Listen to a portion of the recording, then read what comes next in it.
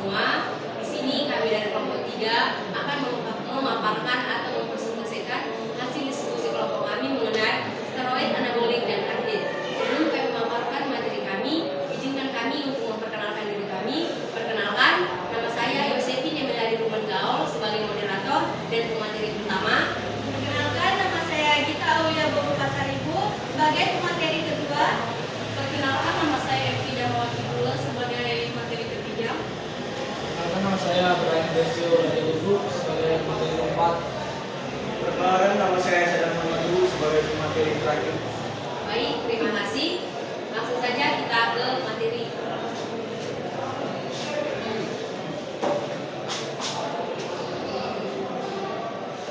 Kali ini kelompok kami, kelompok 3 akan membahas mengenai steroid anabolik dan atlet. Kita masuk ke steroid anabolik. Penggunaan steroid anabolik pada atlet dapat menimbulkan efek buruk pada tubuh mereka, seperti peningkatan kadar beberapa parameter steroid dan kerusakan pada otot. Nah, hal ini dapat dijelaskan dengan lebih detail mengenai efek buruk yang ditimbulkan oleh penggunaan steroid anabolik, seperti peningkatan risiko penyakit jantung, kerusakan hati, gangguan hormonal, dan lain sebagainya. Dapat juga dijelaskan mengenai mekanisme kerja steroid anabolik pada tubuh dan mengapa hal tersebut dapat menimbulkan efek buruk pada tubuh atlet tersebut. Nah, farmakokinetik steroid anabolik mempengaruhi efek buruk yang ditimbulkan seperti toksikasi hati dan gangguan hormonal. Nah, pada poin ini dapat juga dijelaskan mengenai farmakokinetik steroid anabolik, yaitu bagaimana obat tersebut diserap, didistribusikan, dimetabolisme, dan yang terakhir yaitu diekspresikan oleh tubuh. Dapat juga dijelaskan mengenai bagaimana farmakokinetik steroid anabolik mempengaruhi efek buruk bagi tubuh yang ditimbulkan seperti toksisitas hati dan gangguan hormonal. Nah, kita masuk ke pembahasan berikutnya, yaitu mekanisme kerja steroid anabolik. Saat ini tampaknya ada 3 metode yang digunakan testosteron dan hormon lain untuk menimbulkan efeknya. Nah, yang pertama itu yaitu dengan memberikan efek langsung pada sistem enzim tertentu di dalam sel sehingga mempengaruhi laju reaksi tersebut. Yang kedua, dengan mengubah permeabilitas membran sel sehingga mempengaruhi pasokan bahan baku atau nutrisi sel. Dan yang terakhir atau yang ketiga yaitu dengan menstimulasi atau menekan gen tertentu sehingga meningkatkan atau menurunkan produksi zat tertentu. Terima kasih. Akan dilanjut dengan materi yang kedua.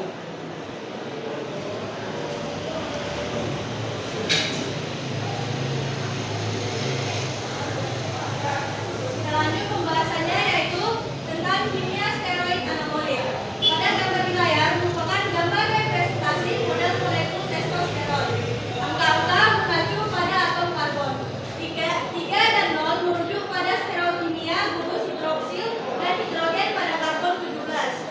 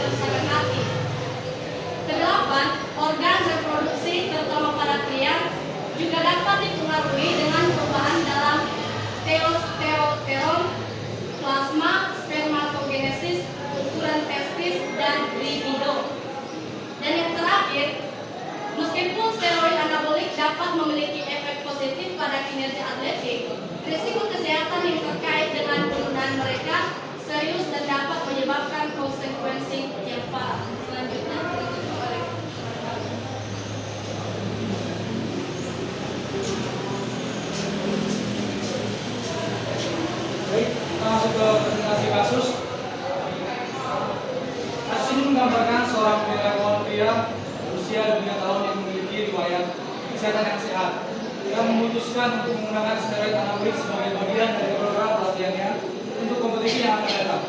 Subjek ini menggunakan steroid anabolik selama 6 minggu dengan pemantauan melalui tes darah dan urin serta pencatatan efek samping subjektifnya. Pada awal program, subjek menggunakan steroid pada rental termasuk mandrolen, leponet, olosteron, dan esterolen.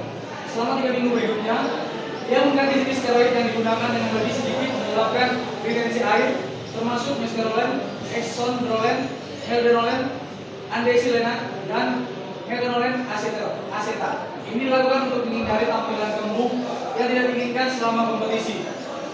Namun penting untuk diingat bahwa penggunaan steroid anabolik memiliki resiko serius terhadap kesehatan, termasuk dampak negatif pada organ-organ penting seperti hati, ginjal, dan sistem reproduksi. Kasus ini menekankan perlunya berhati-hati dan memahami risiko terkait dengan penggunaan steroid anabolik dalam atletik atau penggunaan lainnya. Penggunaan steroid anabolik juga untuk meningkatkan kinerja seringkali ilegal dalam banyak kompetisi dan harus dihindari. Di sini adalah tabel yang pertama, yaitu testosteron androgen ester. Kita melihat ada kandungan asetat, propionat, fenilesetat, fenilpropionat, enantioat, detonat, dan sidionat.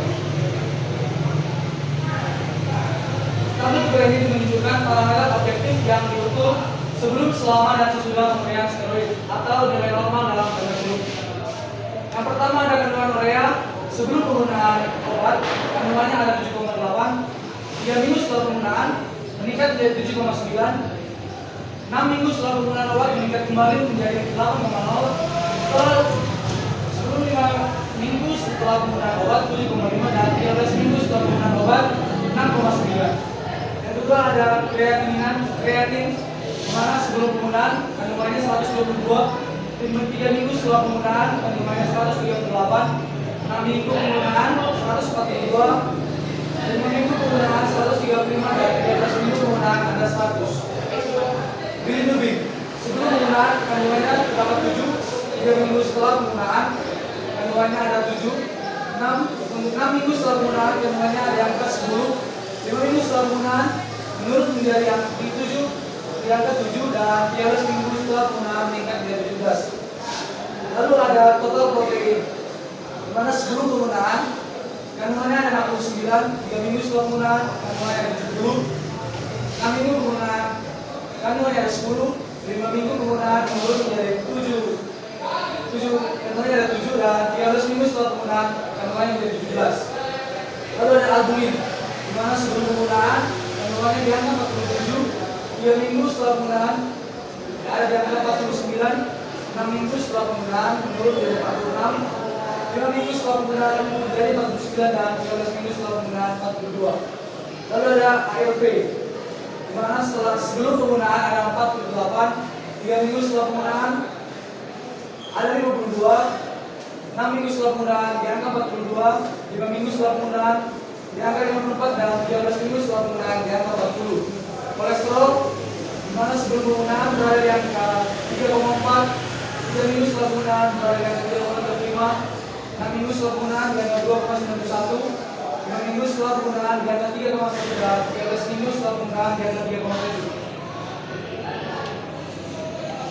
Ini adalah efek samping subjektif yang dilaporkan oleh atlet selama studi kasus. Yang pertama increase libido atau peningkatan libido atau peningkatan dorongan hormon seksual. Yang kedua adalah increase frequency of erection, yaitu peningkatan frekuensi ereksi. Yang ketiga priapisme. Yang keempat atrofi testis. Atrofi testis adalah keadaan di mana testis kita mengecil, salah satu atau keduanya. Yang kelima ada spasisme otot. Yang keenam ada peningkatan jerawat. Yang ketujuh retensi air. Yang kedelapan peningkatan pengeluaran urin. Yang kesembilan ada peningkatan sensitivitas areola. Areola adalah daerah yang berwarna coklat yang mengelilingi puting susu. Lalu yang ke-10 peningkatan frekuensi sakit kepala setelah penghentian penggunaan obat. Lalu yang terakhir adalah peningkatan massa otot. Di sini dijelaskan yang pertama, kadar urea meningkat selama periode penggunaan steroid anabolik.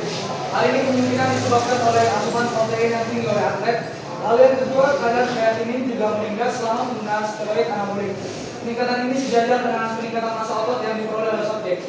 Lalu yang ketiga, peningkatan titrate CPK atau kreatinin fosfokinase terjadi yang berkaitan dengan kerusakan otot yang disebabkan oleh olahraga berat dan injeksi intramuskular. Lalu yang keempat, kadar ginjal mati seperti AST dan ALT selama penggunaan steroid. Ini mungkin dipengaruhi oleh kerusakan otot dan bukan disfungsi hati. Baik, akan dilanjutkan oleh pemateri yang kedua.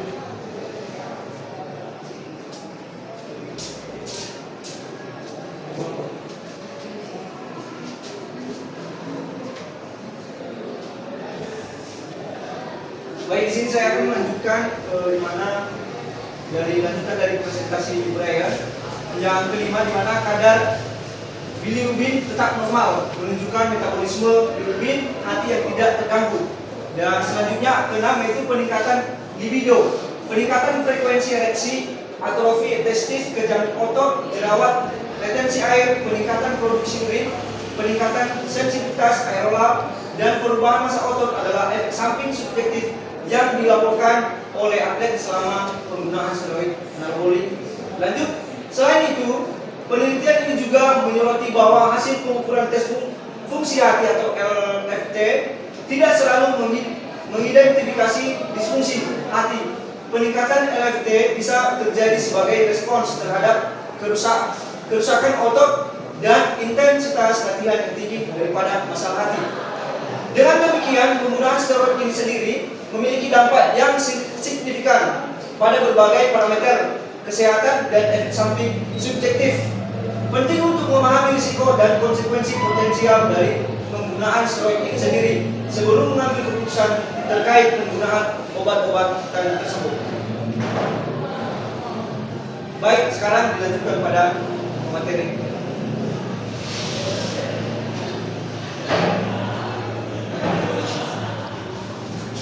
Berikut adalah proses farmakokinetik. Yang pertama itu yang mulai dari absorpsi, yaitu penyerapan, yang kedua itu distribusi atau penyaringan, dan yang ketiga itu metabolisme, dan yang terakhir yaitu eliminasi atau ekspresi atau pengeluaran. Oke, baik, sekarang kita masuk kepada kesimpulan. Dalam studi kasus ini, perubahan yang perlu diperhatikan dalam kimia darah adalah peningkatan CPK atau kreatin fosfokinase, yang kedua AST atau aspartic aminotransferase, yang ketiga ALT atau alanin aminotransferase, dan yang terakhir LDH atau laktat dehidrogenase. Peningkatan ini lebih mungkin merupakan hasil dari kerusakan otot yang disebabkan oleh olahraga berat dan injeksi intramuskular atau otot daripada di fungsi hati. Kadar HDL atau LDL serum juga perlu diukur dalam penelitian selanjutnya, karena penurunan dramatis dalam HDL telah terjadi pada penggunaan steroid anabolik. Studi ini mengonsumsi dosis mingguan steroid anabolik selama periode 6 minggu, dan dosis yang digunakan oleh pesaing yang mengonsumsi hingga 2000 mg steroid per hari tidak didokumentasikan dengan baik. Oleh karena itu, penelitian lanjut diperlukan untuk menguji efek dosis yang terus meningkat yang digunakan atlet selama bertanding. Penelitian lanjutan harus memeriksa risiko kesehatan yang mungkin muncul pada individu yang sehat menggunakan steroid anabolik dalam dosis besar dan berkelanjutan. Penggunaan steroid anabolik tidak dapat dibenarkan hingga risiko kesehatan ini lebih dipahami. Nah, dengan kata lain, studi ini menyoroti perlunya penelitian lanjutan untuk memahami lebih dalam dampak penggunaan steroid anabolik dalam dosis yang lebih tinggi pada atlet atau risiko kesehatan.